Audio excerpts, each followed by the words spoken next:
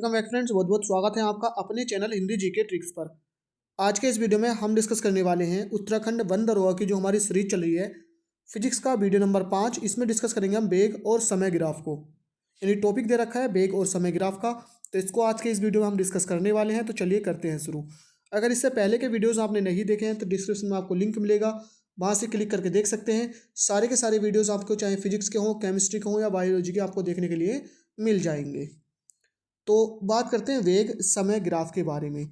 तो पहले बात करेंगे एक समान गति के लिए वेग समय ग्राफ। देखिए इसका ग्राफ यहाँ पर ये दिखा रखा है, ये वेग है और इस साइड को क्या है, ये टाइम है।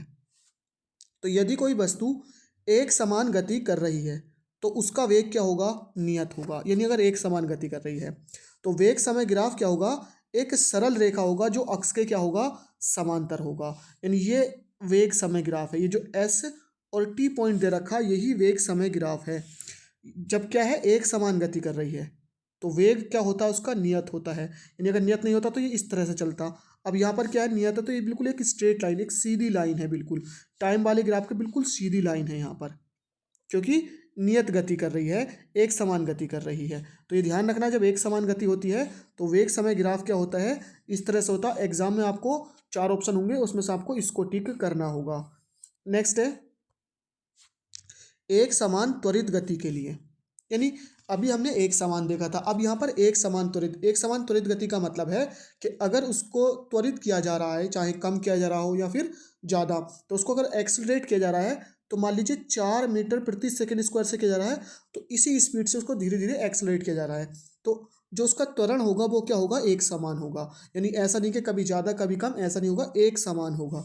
तो यदि कोई वस्तु एक समान त्वरण से सरल रेखा में गति कर रही है तो वेग समय ग्राफ भी क्या होगा, सरल रेखा होगा जो समय अक्ष के साथ कुछ कोण बनाएगा। यानी अब अगर त्वरण उसका ज़्यादा है या कम है तो ये इधर हो जाएगा, ज़्यादा है तो इधर हो जाएगा। तो यहाँ पर क्या है कि अगर एक समान त्वरित गति, मतलब उसको एक समान ही त्वरित किया जा रहा है, जो स्पीड बढ़ रही है वो चाहे आपकी 5 मीटर प्रति सेकंड स्क्वायर हो, 10 हो, 20 हो, 30 हो, जो भी है बिल्कुल एक समान है। तो ये जो होगा बिल्कुल सीधी लाइन होगा और ये टाइम वाली अक्ष के साथ कुछ कोण बनाएगा, ये थीटा कोण बनाएगा, कुछ भी कोण हो सकता है यहाँ से।